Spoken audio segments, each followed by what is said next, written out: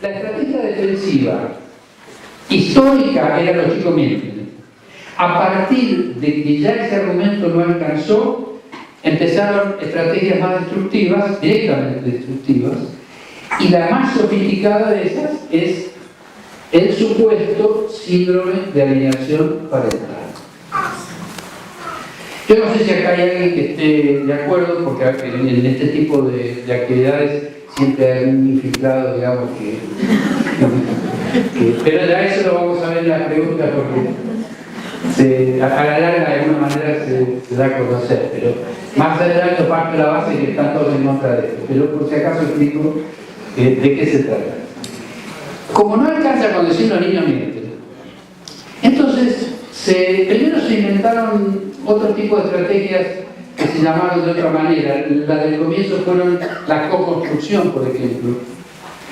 Es decir, la criatura co-construye con la madre y co-construye con la criatura. Eso se cayó por un tiempo, no tuvo éxito.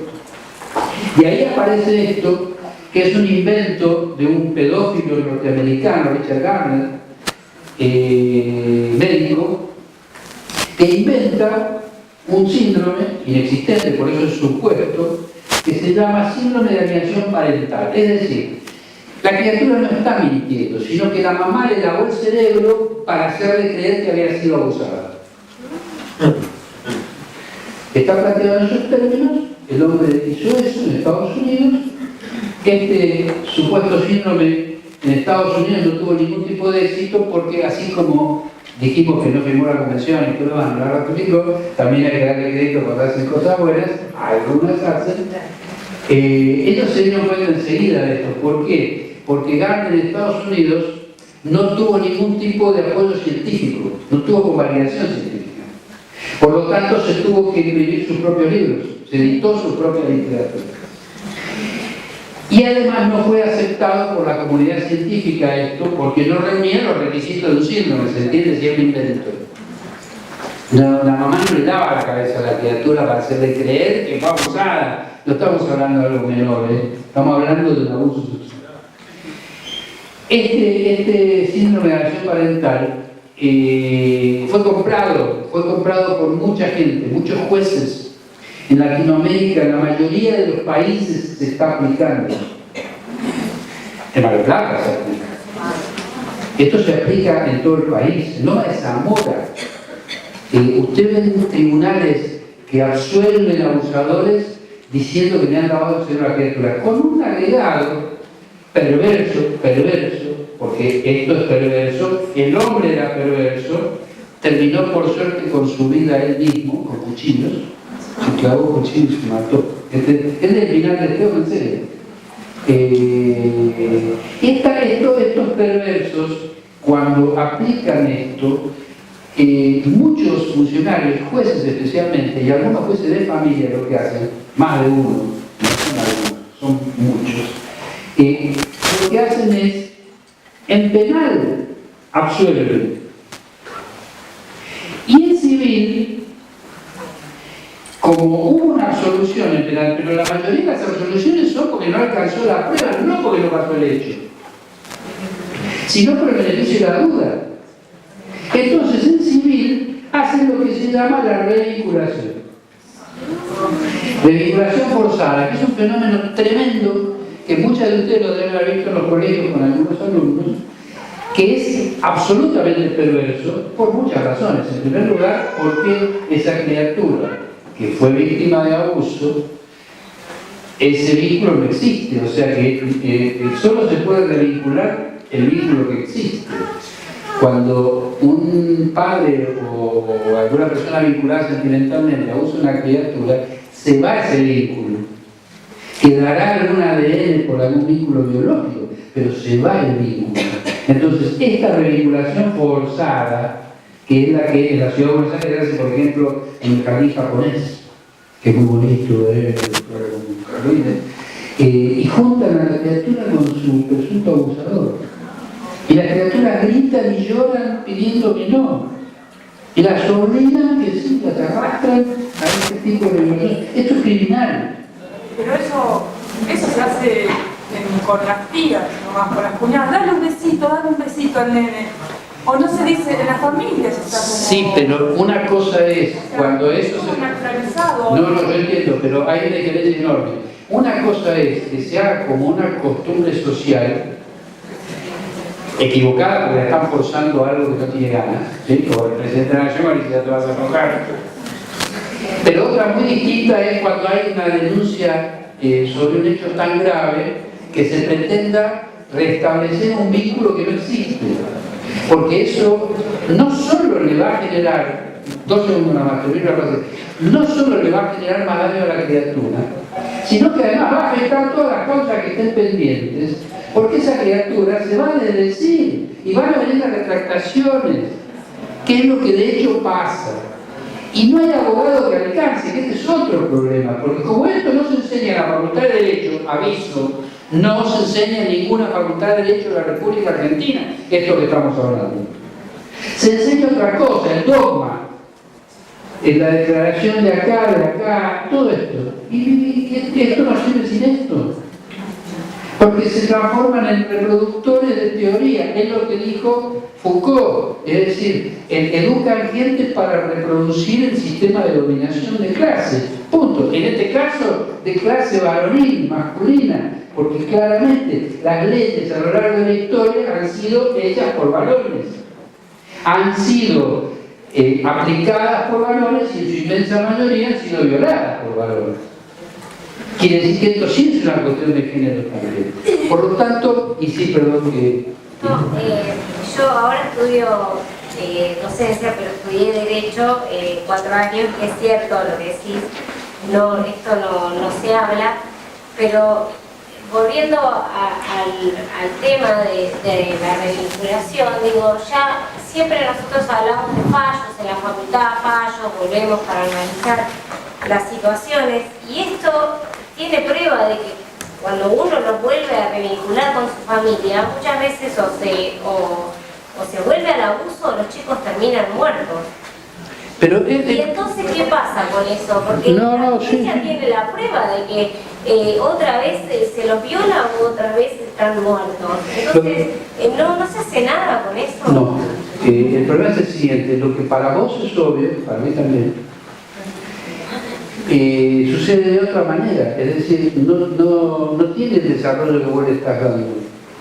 Porque cuando vos, yo te puedo decir, por ejemplo, ¿ustedes recuerdan el caso de Carla Figueroa? Que era una chica violada con el cuchillo en una banquina, y por la aplicación de una figura que hoy no está más, que es el avenimiento, se casó luego con su violador y una semana después le dio 14 puñaladas.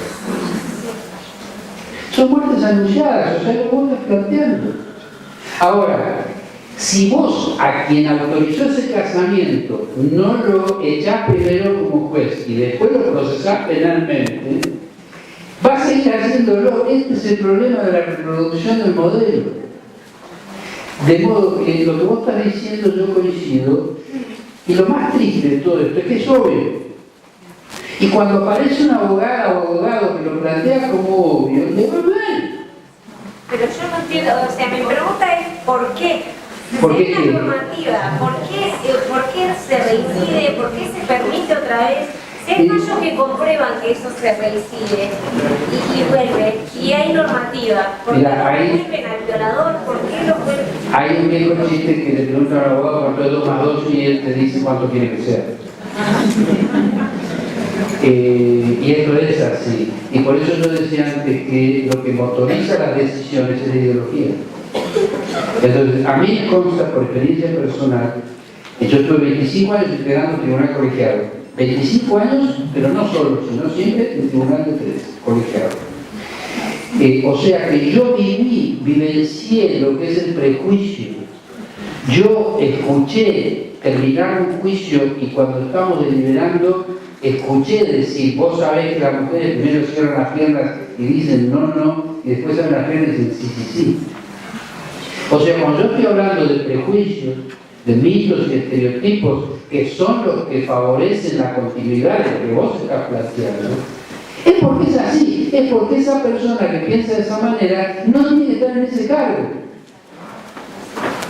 Es decir, es sencillo de entender, lo que es difícil es de modificar, porque hay que modificar el sistema, hay que modificar el sistema de selección. No es posible que se designen jueces sin saber cómo piensan, cuando en realidad lo único que interesa es si saben latín o alemán, cuando en realidad lo que necesitamos saber es qué hizo con su vida, qué le interesó en su vida, cómo piensa sobre los derechos humanos. Esto es más, sería obligatorio. Sin embargo, tenemos un sistema distinto.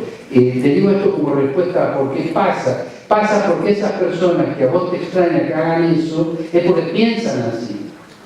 Acá, hace 10 años atrás, hubo una decisión política de mejorar el sistema, que a mi entender fue revolucionaria, hoy lo charlábamos en el almuerzo, que fue revolucionaria, que era una ley de democratización de la justicia por la cual se reemplazaba el sistema arbitrario que hay actualmente de integrar el Consejo de la Magistratura, que son los que nombran y eventualmente echan a los jueces, y tres corporaciones que integran el Consejo, que son los abogados, los jueces y los académicos, que los tres son abogados, sí, las tres corporaciones.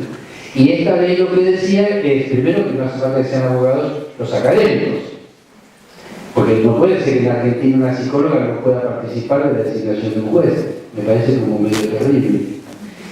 Sale esta ley y sale aprobada en el Congreso de la Nación. ¿Saben qué hizo la Corte? Otra innovación que era revolucionaria es que esos integrantes de las tres corporaciones, que son los que se sientan a decidir la designación y eventualmente la expulsión de un juez, iban a ser elegidos por el pueblo, de manera popular. ¿Cómo se elige un diputado, un senador o presidente de la Nación? ¿Y saben qué hizo la Corte Suprema de Justicia de la Nación? Lo declaró inconstitucional. O sea que al día de hoy, una arquitecta no puede designar a un juez. Así de absurdo. Te digo esto porque lo que vos planteas es lógico, pero en realidad no es lógico. En realidad es una barbaridad. Yo creo que ya deberíamos, hay una aclaración nada más, no lo voy a leer porque es largo. Tengan en cuenta también, cuando desde el colegio tienen que actuar de alguna manera, tengan en cuenta la personalidad de los abusadores. Hay un libro que se llama, es difícil de conseguir, Cara a cara con el psicópata. Pero cualquier libro que defina la psicopatía yo creo que es más que útil. Y otro se llama Sin Conciencia. Sin Conciencia es un libro inglés, está en español, lo escribió Robert Hare con H, Sin Conciencia. Y el subtítulo es El inquietante mundo de los psicópatas que los rodean. Porque aclaro, los psicópatas no son solamente algunos, son muchos. Y a veces tienen cargos importantes. Dos cosas le voy a leer. De Susana Topolosi. De ese libro le leo y vamos a las preguntas. Dos párrafos que escribe Susana Topolosi en ese libro. Uno y esto tiene que ver de forma directa con el terrorismo de Estado. En un libro de abuso. Pues eso me pareció muy impresionante que una psicóloga lo define de esta manera.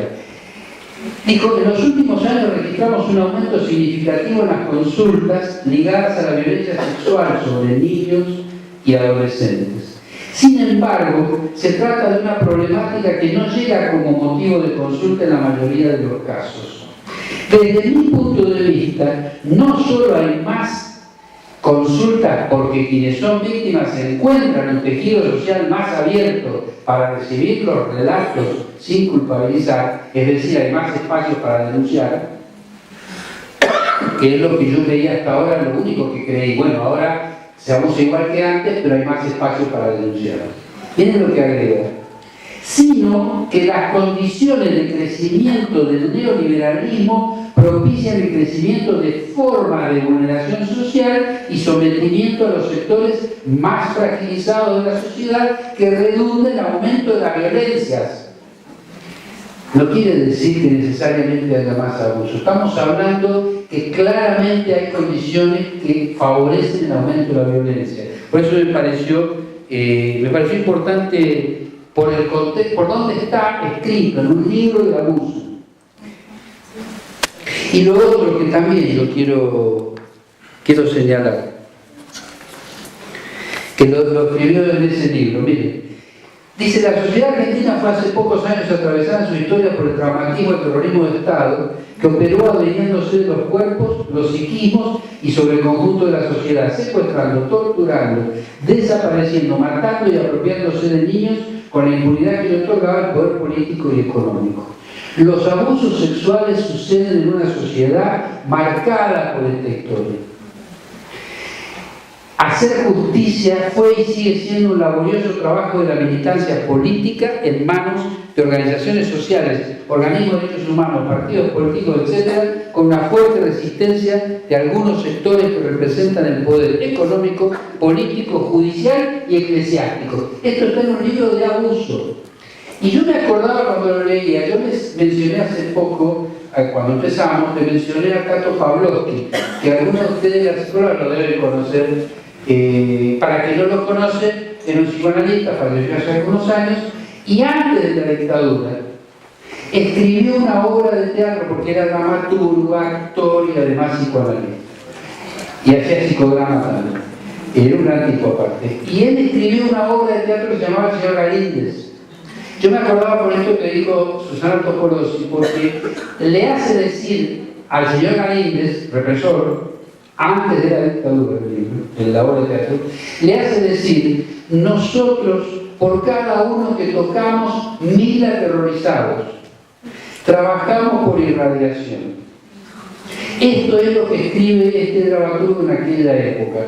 Si tenemos en cuenta lo de 1 en 1000, y tenemos en cuenta que en Argentina hay 30.000 desaparecidos por 1000, son 30 millones de personas atravesadas por ese terror al cual alude la psicóloga Susana Topolossi.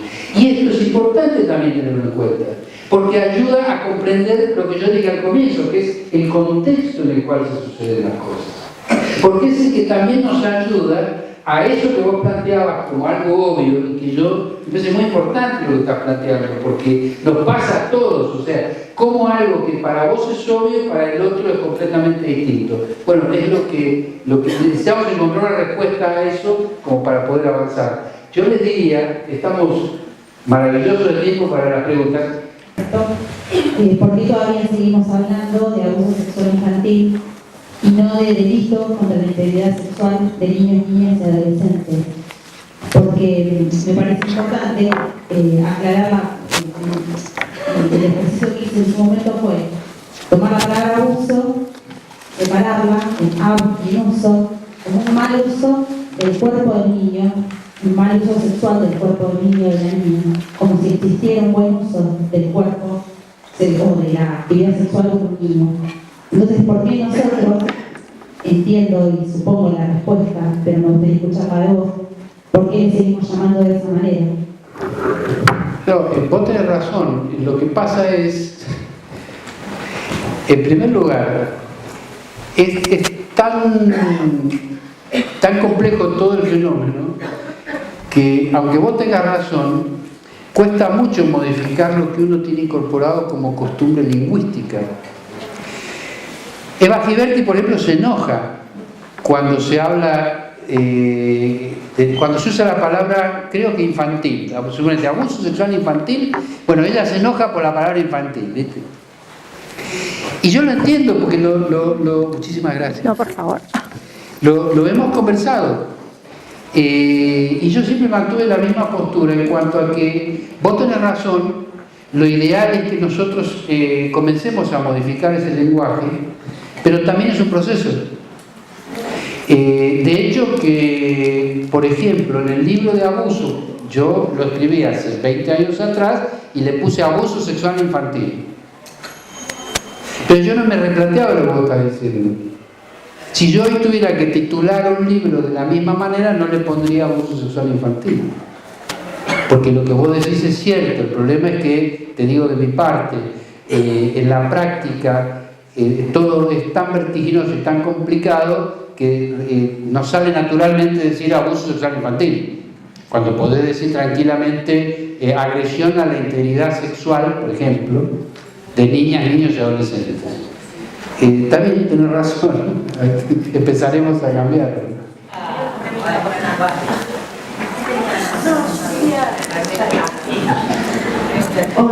Sí. Yo te quería consultar, porque siempre hablamos, vos hablaste de todo un proceso, yo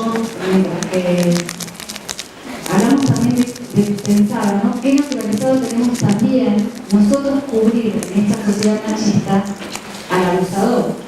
Porque si yo me pongo a pensar que hay muchísima gente que ve el programa de Bambino Veira, cuando todos sabemos que fue un juicio hace varios años por abuso infantil, la verdad es que evidentemente también nosotros naturalizamos determinadas situaciones, y en esto que vos decías por ahí de la revinculación forzada, también muchas personas favorecen esa revinculación forzada, porque la verdad es que si alguien se entera que hay un abusador en la familia, esta familia no deja de hablarle, no deja de relacionarse, es más, muchas veces sigue conviviendo en la misma casa y sigue teniendo relaciones con la misma mamá de esa niña abusada.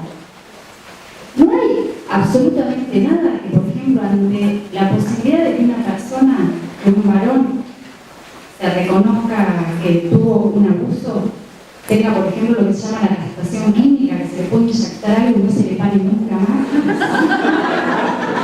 Mira, yo entiendo dos cosas. Primero, tres cosas. Primero, una respecto del Bambino Veira. Cuando, para los que no se acuerdan, fue condenado por violación de un chico y fue a la Corte Suprema el caso. A la Corte Suprema de la Nación. Y el presidente de la Nación de ese entonces, en una cena, le dijo al presidente de la Corte Suprema, de quien habían sido socios, le dijo: ¿cómo anda el caso de mi amigo el Bambino? Y esto resolvió la cuestión, porque como no había posibilidad de salvarlo, se le modificó la carátula. La Corte Suprema de Justicia de la Nación. Y le terminaron poniendo tentativa de violación. Con lo cual pudo salir en libertad. ¿Está claro? Es decir, interviene la Corte Suprema, un caso que jamás hubiera llegado a la Corte Suprema, interviene el presidente de la Nación haciendo un comentario que fue suficiente para cambiar una carátula. Te piensa que la Corte Suprema no estuvo en ese juicio, no vio lo que pasó. Y para dejar en libertad a esta persona. Y esa persona que vos mencionabas, Veira, cuando vuelve al estadio de fútbol, creo que ya como técnico vuelve, es vivado, lo vivan. La hinchada lo vivan. Ahora, a vos no te tiene que extrañar eso, porque en realidad eso es parte del imaginario histórico de nuestra sociedad. Por eso yo aludía antes a que a lo largo de los siglos fue así. En el caso de la manada se ve claramente en el propio fallo de la justicia española. Cuando se atreven a decir, no el que pide la absolución, que es uno de los jueces, que ese tiene que ir directamente a la cárcel. Los otros dos, que también deberían ir a la cárcel, lo que hacen es analizar todos los hechos que vivió esta niña española y luego termina diciendo que lo condenan, para los que no conozcan, por abuso, pero no violación. Y en España, en el código, la diferencia entre el abuso sexual y la violación, ¿saben cuál es? La violencia. Es decir, que terminan condenando en vez de 20 años a 9, porque la figura que utilizan no es la violación, sino el abuso sexual, que no requiere violencia. Siendo que dan por probado que 5 tipos metieron a una chica de 18 años adentro de un ambiente de 3 metros cuadrados, le hicieron toda clase de actividades sexuales que filmaron y subieron a las redes, y eso no fue violento.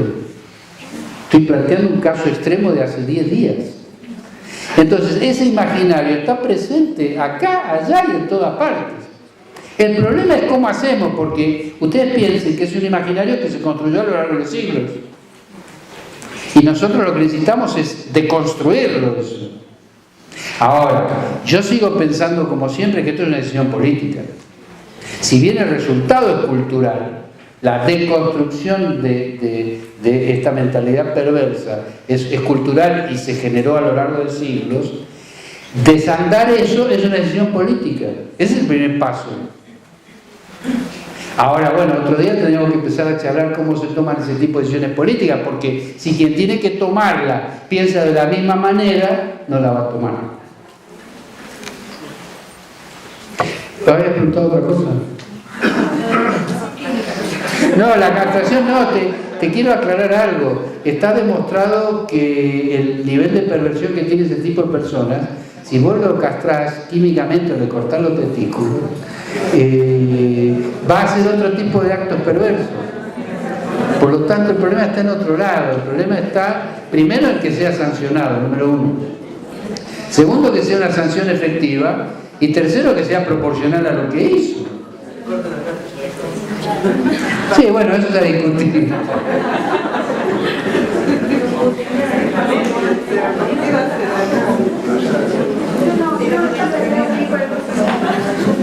Yo iba justo a decir algo que usted dijo así, que yo pienso que aunque lo castren esa persona, el problema no pasa por el miembro. Va a agarrar un palo o empalar a alguien, va a ser, claro, el problema tiene que ver con el paseo poder y lo tiene en otro, situado en otra parte del cerebro y no pasa porque tengo un miembro. Aunque no lo tenga, va a usar igual. No, sin duda, sin duda. Lo que pasa es que yo quiero hacer hincapié en la sanción. Por eso empecé hablando de la impunidad. Y realmente una de las cosas que más hay que atacar es la impunidad, porque es lo que deja al descubierto toda la falencia del sistema y la ideología. ¿Quién tiene el micrófono? Hola, acá, Carlos. Te veo. Yo te quería preguntar qué posibilidades hay de hacer público el registro de violadores que tiene la justicia, el mal llamado justicia que es el sistema judicial.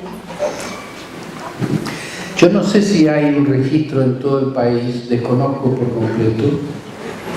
Hay un problema, eso se vincula con la histórica ley Megan. No sé si ustedes escucharon hablar de eso. ¿Saben quién lo quería aplicar? Pichetto, hace años. La ley Megan es en Estados Unidos, la nena se llamaba así, fue víctima de un delito gravísimo y a raíz de eso se dictó esta ley en Estados Unidos por la cual cuando un violador condenado llega a un barrio, se hace conocer al barrio quién es y dónde está.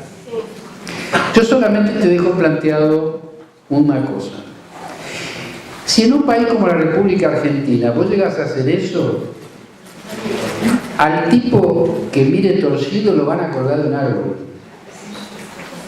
¿Se entiende?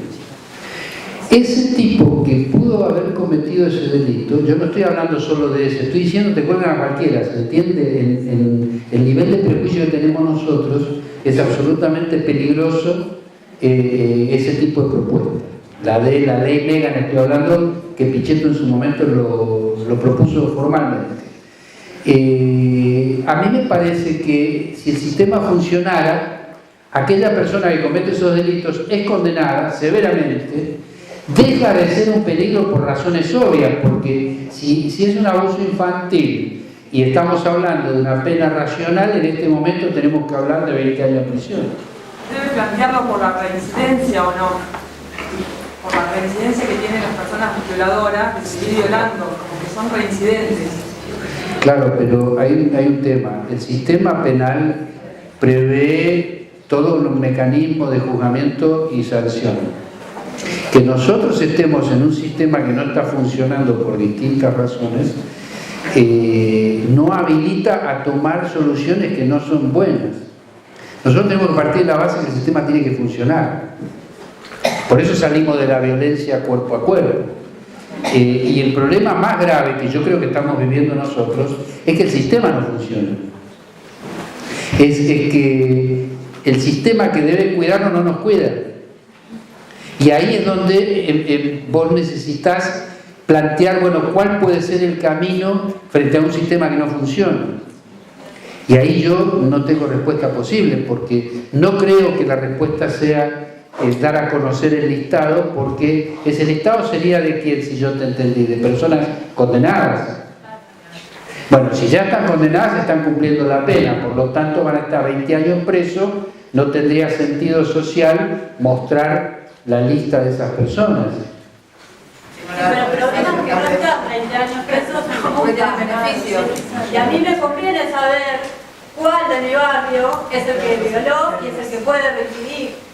Siempre hay un juez que le da algún beneficio para que vuelva a salir y sacarte. No, claro, pero en el ejemplo que está dando, si no fue condenado porque no funcionó la justicia, vos estarías dando el nombre de quien no fue condenado. No, siempre condenado, siempre condenado. Pero si es condenado, está cumpliendo la pena. O ha cumplido la pena. 1 año y medio, 2 años. No, bueno, si cumple una pena 1 año y medio, 2 años, porque no fue condenado por los delitos que debería haber sido condenado, y volvemos al comienzo.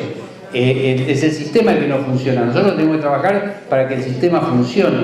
Esto me hace acordar una cosa muy importante que se plantea muy seguido, que tiene que ver con que ante el mal funcionamiento del sistema, mucha gente, y yo lo entiendo, plantean, fundamentalmente psicólogas y desde otros ámbitos, que prefieren que no se haga la denuncia para no exponer a la víctima a un sistema cruel, etc. Esto es un error. Esto es un error. Lo que hay que luchar es para que mejore el sistema, no para que no se denuncie. Comprendo las razones. Les leo una cosa también que está en el libro de Toporosi, pero me pareció muy apropiada para el tema de denuncia. Les pido que lo tengan muy en cuenta. Miren cómo lo escribe. Dice: la denuncia tiene un efecto de verdad que desarticula el ambiente renegatorio en el que transcurrió el abuso. Interrumpe los ocultamientos y siempre resulta a largo plazo una intervención subjetivante para esa niña y esa familia. Aunque en lo inmediato implique una gran conmoción, rupturas familiares, etc.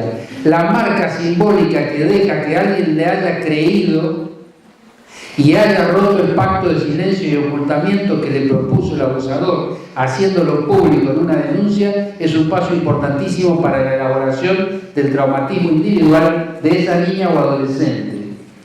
Pero acá se está refiriendo a la denuncia, a hacer pública la denuncia, no a hacer pública la condena. Yo igual te aclaro que no tengo ningún inconveniente, yo no veo mal que se haga pública la identidad de quien es condenado por estos delitos, si esa era tu pregunta. Yo a lo único que no me ponía de acuerdo es en ir al barrio a decirle al barrio: entre ustedes hay un violador. Porque eso es linchamiento, o sea, en la Argentina por mucho menos te linchan, en mi opinión.